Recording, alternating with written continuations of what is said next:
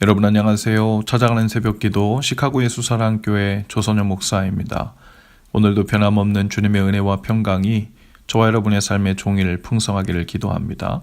오늘 말씀은 창세기 18장 20절에서 28절까지 말씀입니다. 제가 읽어드리지요. 여호와께서 또 이르시되 소돔과 고모라에 대한 부르짖음이 크고 그 죄악이 심히 무거우니 내가 이제 내려가서 그 모든 행한 것이 과연 내게 들린 부르짖음과 같은지 그렇지 않은지 내가 보고 알려하노라.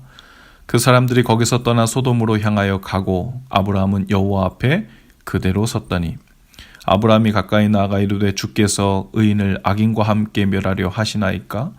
그 성 중에 의인 50명이 있을지라도 주께서 그곳을 멸하시고 그 50의인을 위하여 용서하지 아니하시리이까? 주께서 이같이 하사 의인을 악인과 함께 죽이심은 부당하오며 의인과 악인을 같이 하심도 부당하니이다. 세상을 심판하시는 이가 정의를 행하실 것이 아니니까. 여호와께서 이르시되 내가 만일 소돔 성읍 가운데에서 의인 50명을 찾으면 그들을 위하여 온 지역을 용서하리라.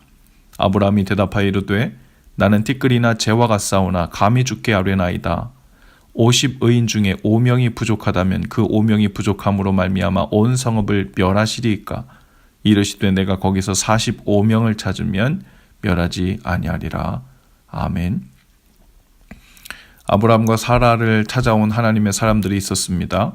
그들은 두 가지 용문을 가지고 왔는데요. 하나는 이제 곧 사라가 잉태하여 약속한 아들을 얻게 될 것이라는 소식을 전하는 것이었고, 또 하나는 소돔성을 멸하려고 하는 하나님의 계획에 대해 전해주는 것이었습니다. 하나님의 사람들은 아브라함과 사라에게 소식을 전하는 용무를 마친 후 소돔성으로 떠납니다. 그리고 아브라함은 하나님 앞에 그대로 서 있었다고 했어요. 아브라함이 하나님 앞에 그대로 서 있을 수 있었던 그 용기와 담대함은 무엇이었을까요? 그것은 소돔에 살고 있는 조카 롯의 가정과 혹시 존재할지도 모르는 선한 사람들에 대한 마음 때문이었을 것이고, 또한 그들을 구하시고 은혜를 베푸는 것이 아브라함이 알고 있는 정의와 공의 그리고 사랑의 하나님의 본심이라는 확신이 있었기 때문이었을 것입니다. 어쩌면 하나님께서 아브라함이 소돔의 사람들을 위해 은혜를 간구하고 마지막으로 한 번 더 재고해 주시기를 간구하게 하시려고 그 소돔 멸할 계획을 아브라함에게 말씀하셨을 가능성이 있지 않을까요? 때로 하나님께서 우리에게 거룩한 부담을 주실 때가 있습니다. 살짝 알려주실 때가 있죠. 어떤 영혼이나 민족 혹은 어떤 관계나 사람들을 향한 안타까움이나 아픈 마음을 주실 때입니다. 그것은 마치 성령께서 우리에게 대신 은혜와 자비를 간구하게 하시려고 우리에게 마음을 주시는 것 같습니다. 빌립보서 2장 13절에 보면 너희 안에서 행하시는 이는 하나님이시니 자기의 기쁘신 뜻을 위하여 너희에게 소원을 두고 행하게 하신다라고 했어요. 성령께서 우리에게 주시는 소원은 물론 개인적인 소원이나 비전 성취와 같은 소원도 있지만 그것만이 아닙니다. 아픈 마음과 거룩한 근심을 주셔서 한 개인이나 가족 혹은 한 민족을 품고 기도하며 행동하게 하시는 것이죠. 마치 아브라함에게 찾아와 그분의 마음이 어떠한지를 넌지시 일러주시는 것과 한 가지입니다. 하나님의 마음은 비록 죄악으로 인해 멸망받아 마땅한 소돔 사람들일지라도 그들을 끝까지 돌이키게 하시고 살리시려는 그 마음이 본심이시라는 것. 정의를 행하시기 위해 유황불을 내리시더라도 속 시원한 마음이 아니라 가슴 아파하는 마음으로 내실 것이라는 그 하나님의 마음을 잘 아는 것이 중요하죠. 그 마음을 아는 그리스도인이라면 아무리 우상 숭배를 하고 하나님을 알지 못하는 민족들이 죄와 재난으로 죽어가는 것을 보면서 마치 하나님께서 화가 나셔서 그들을 죽이시고 있는 양, 그리고 그것이 마땅하고 속 시원한 일처럼 이야기할 수는 없겠죠. 그 마음을 아는 아브라함은 담대하게 하나님과 거룩한 실랑이를 벌입니다. 정의와 공의의 하나님께서 아무리 수가 적어도 악인들 속에 있는 의인들을 생각지 않으시고 같이 면하실 수는 없으십니다.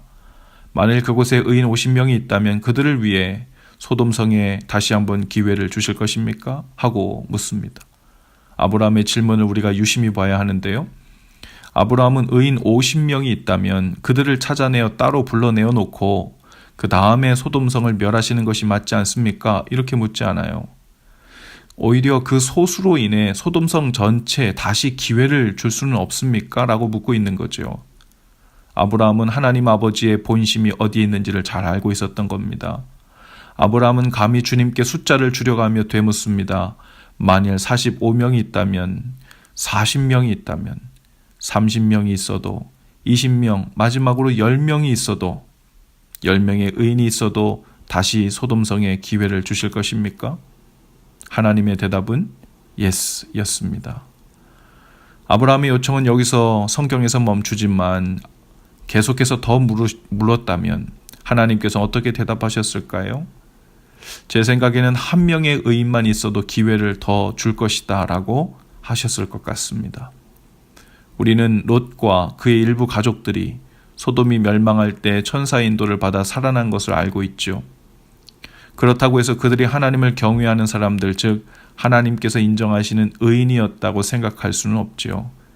그들은 아브라함으로 인해 은혜를 입은 자들이라고 보는 것이 그들의 지난 발자취를 되새겨볼 때 더욱 합당해 보입니다.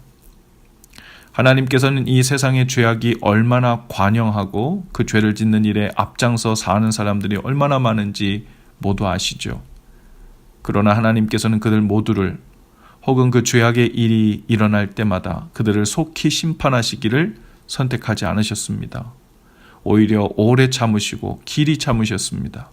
그리고 하나님의 아들 한 사람을 중보자로 세우셔서 온 세상의 은혜와 구원의 길을 여시고 큰 회복의 기회를 주셨죠. 그것이 복음입니다. 로마서 3장 25절에 말씀합니다. 이 예수를 하나님의 그의 피로써 믿음으로 말미암은 화목제물로 세우셨으니 이는 하나님께서 길이 참으시는 중에 전에 지은 죄를 간과하심으로 자기의 의로우심을 나타내려 하심이니 라고 했어요.